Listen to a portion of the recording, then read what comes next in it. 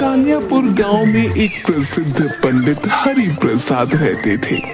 पंडित जी उस गांव के मंदिर में पूजा पाठ का कार्य करते और इसके साथ साथ वो लोगों की शादी और अन्य धार्मिक कार्य भी संपूर्ण कराते थे, जिसकी वजह से उनका दूसरा नाम शादीराम भी पड़ गया था। हरि प्रसाद इतना प्रसिद्ध था कि आसपास के सभी गांवों में उसकी चर्चा हुआ करती थी और सभी लोग उस पंडित जी का बहुत आदर किया करते थे। एक दिन पास के गांव का राजू पंडित जी के पास आता है। प्रणाम पंडित जी। आयुष्मान बच्चा। पंडित जी, मुझे हमारे गांव के मुखिया जी ने आपको बुलाने भेजा है। तुम्हारे गांव? बच्चा, तुम्हारा गांव तो बहुत ही दूर है, बीच में 3-4 गांव पार करने पड़ते हैं। अरे पंडित जी, आप बिल्कुल भी फिक्र मत कीजिए, मुखिया जी ने मुझे आपको इसीलिए लेने भेजा है। बच्चा, इतनी दूर चलना मेरे लिए थोड़ा मुश्किल होता है। नहीं पंडित जी, आपको चलना नहीं होगा, आप पीछे बैठ जाइए और मैं आपको पहुंचा दूंगा। अब तुम्हारा मतलब क्या है, कहाँ पहुंचा दोगे मुझे? अरे पंडित जी, आप बहुत ज्यादा सोचते हैं। मैं साइकिल लेके आया हूँ और आपको साइकिल पर बिठाकर जल्दी से अपने गांव पहुंचा दूंगा। अरे बच्चा, तो ऐसा कहो ना तुम। तुम्हारी बात सुनकर मुझे लगा जाने मुझे कहाँ पहुंचाने की बात कर रहे हो। पंडित जी, कहाँ पहुंचाऊंगा मैं आपको? चलिए जल्दी से सवार हो जाइए मेरी साइकिल पर। अब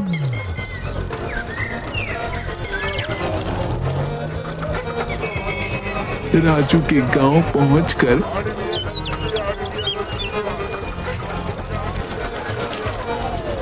मुखिया जी के घर पर। प्रणाम पंडित जी, बड़ी देर से हम आपकी प्रतीक्षा कर रहे थे। रास्ते में कोई तकलीफ तो नहीं हुई? आयुष्मान बच्चा, तकलीफ कैसे होती? आपने अपने इस दूध को जो भेजा था हमें लाने, बड़े आराम से लेकर आया है। पंडित जी, अगले हफ्ते हम अपने घर में शिव अभिषेक करना चाहते हैं। अवश्य, ये तो बड़ा उचित समय है अभिषेक करने के लिए। बस पंडित जी, पूजन से संबंधित सभी सामग्री की सूची बनवा दीजिए और समय बता दीजिए, हम राजू को लेने आपके पास भेज देंगे। बच्चा, वैसे तो आपके गांव में भी पंडित यदुनाथ हैं, वो बड़े ही ज्ञानी पंडित हैं। उनसे ही आप पूजन क्यों नहीं करवा लेते? मुझे इतनी दूर से बुलाएंगे क्या? नहीं नहीं पंडित जी, पूजन तो हम आपके हाथों से ही करवाएंगे। हाँ, आखिर आप आसपास के 10 गांवों में सबसे ज्यादा ज्ञानी पंडित हैं और फिर पूजा पाठ में हम किसी भी तरह की कोई गलती करने की गुंजाइश नहीं रख सकते। अब ठीक है बच्चा, ठीक है, जैसी आपकी इच्छा। मैं आपको सामग्री की सारी सूची बता देता हूँ। आप सामग्री मंगवाकर पूजा की पूरी तैयारी करवा लीजिएगा और राजू को मुझे लेने भेज दीजिएगा। मैं समय पर आकर पूजा संपन्न कर दूंगा।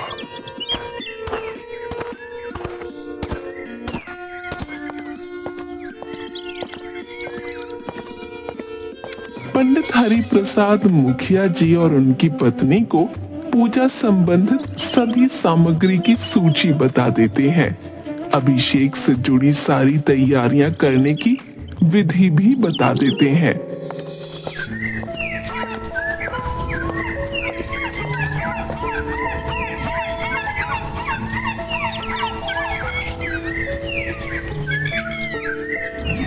हरि प्रसाद इतने प्रसिद्ध थे कि सभी लोग उन्हीं से अपना धार्मिक कार्य कराने के लिए दूर दूर गांव से बुलाया करते थे।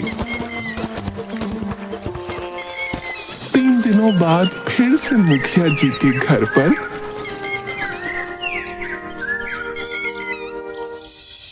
आपने पूजन की सारी तैयारी बहुत अच्छे से की हुई है। चलिए अब आप दोनों दंपत्ति विराजमान हो जाइए। हम अभिषेक प्रारंभ करते हैं। अब हाँ पंडित जी, चलिए चलिए पूजन शुरू किया जाए। पूजन समाप्त होने के बाद पंडित जी, आपका बहुत बहुत धन्यवाद। आपने अभिषेक बहुत अच्छे से कराया। मन को संतुष्टि प्राप्त हुई है। भगवान की सेवा में जब तक संतुष्टि ना मिले तब तक पूजन संपन्न नहीं होता। पंडित जी, हम आपको जो है एक छोटी सी भेंट देना चाहते हैं। कैसी भेंट देना चाहते हैं? आपने तो मुझे दक्षिणा दे दी है। मुखिया पंडित जी को भेंट स्वरूप एक गाय देते हैं। पंडित हरि प्रसाद गाय को लेकर पैदल अपने रास्ते धीरे धीरे लौट रहे थे। जिस रास्ते से पंडित हरि प्रसाद लौट रहे थे उस रास्ते पर 4 ठग रहते थे। गोपी, जग्गू, कालिया और बिल्लू। वो आने जाने वाले लोगों को लूटा करते थे। जब उन 4 ठगों ने पंडित जी को देखा तो आपस में बोलने लगे, आज तो सुबह से कोई भी नहीं मिला है यार, और हमारे खाने पीने की व्यवस्था भी नहीं हुई है। चलो बे, आज हम इस पंडित को ही लूट लेते और इससे ये गाय ठग लेते। क्या बोलते हो? अबे ओ, अगर पंडित जी को हमने मारा ना तो सारे गांव वाले हमें छोड़ेंगे नहीं, भूत बना देंगे, बता रहा हूँ। और फिर यार हमें पाप भी बहुत लगेगा यार। चारों ठग आपस में पंडित हरि प्रसाद से गाय ठगने की एक नई तरकीब बनाते हैं। अरे मेरे लफंडर दोस्तों, वो देखो पंडित जी गाय ले जाते हुए।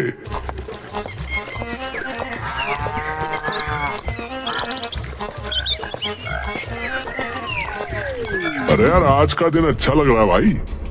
पंडित जी मोटी दक्षिणा लेकर आ रहे हैं।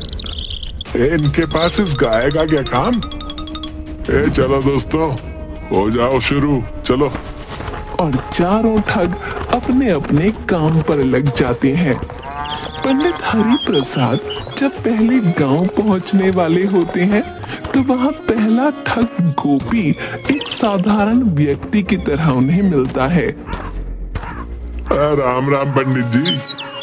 प्रणाम करता है और उनके पैर पड़ने के लिए झुकता है, लेकिन वो रुक जाता है और पंडित जी से बोलता है, पंडित जी आप तो बहुत ज्यादा प्रसिद्ध पंडित हैं और लोग आपकी बहुत इज्जत करते हैं, लेकिन ये क्या, आप इस गधे के साथ क्या कर रहे हैं? गोपी की बात सुनकर पंडित जी गुस्सा हो जाते हैं और बोलते हैं, अरे मूर्ख, ये गधा नहीं गाय है, गाय। अरे पंडित जी आप भी कैसी बात कर रहे हैं? अरे आप इतने बड़े ज्ञानी हैं, ये गाय नहीं है, देखो ना गधा है। अरे आपको किसी ने बेवकूफ बना दिया है। तुम ही मूर्ख हो, ये गधा नहीं गाय है। इतना बोलकर पंडित जी आगे निकल जाते हैं। पंडित जी आगे तो निकल गए, लेकिन इस घटना की वजह से पंडित जी को एक भ्रम सा हो जाता है और फिर वो खुद से बातें करने लगते हैं। अजीब व्यक्ति था, अच्छी भली गाय को गधा बता रहा था। धीरे धीरे पंडित जी आगे बढ़ ही रहे थे कि वो दूसरे गांव पहुंचने वाले होते हैं और उन्हें वहां दूसरा ठग जग्गू मिलता है, जो कि बिल्कुल साधारण व्यक्ति की तरह वहां खड़ा था। अरे पंडित जी राम राम, कहाँ की यात्रा में निकले हैं? जग्गू भी पंडित जी के पैर पड़ने के लिए झुकता है, लेकिन वो भी गोपी की तरह रुक जाता है। पंडित हरि प्रसाद के मन में उथल पुथल सी होती है।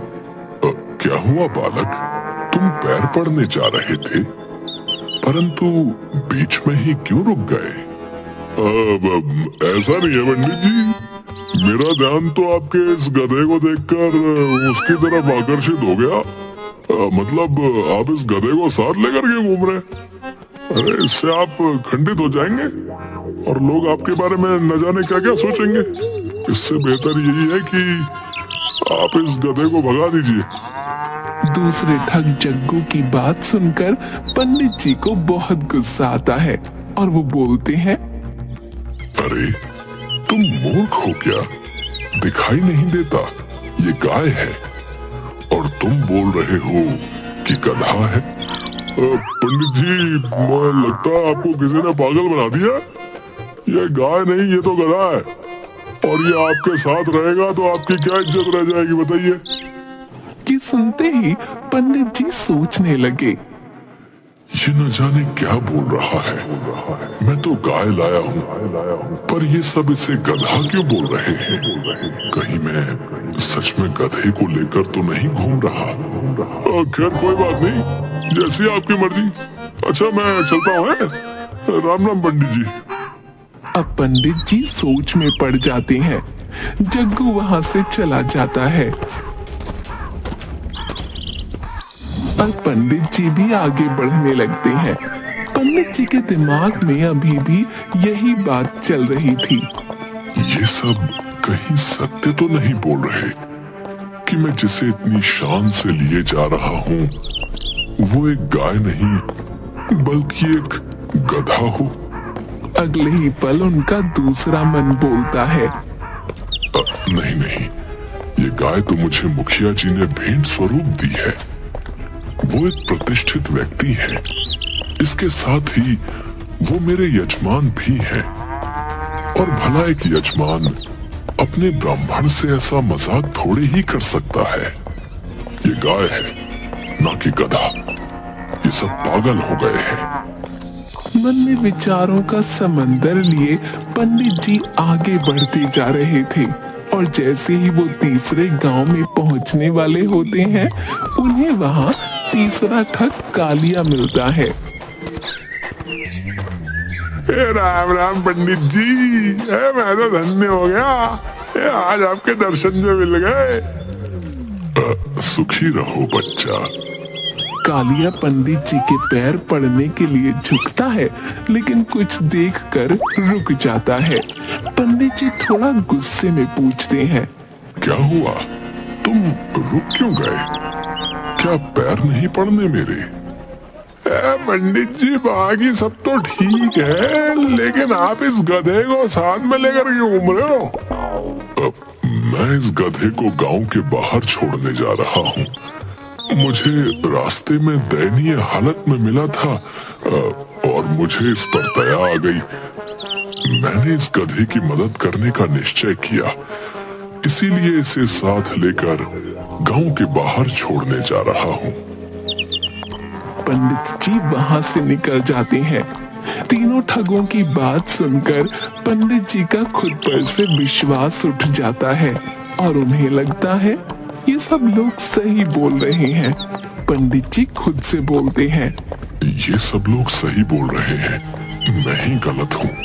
ये गाय नहीं, एक गधा है जिसे मैं बड़ी शान से लिए जा रहा हूँ।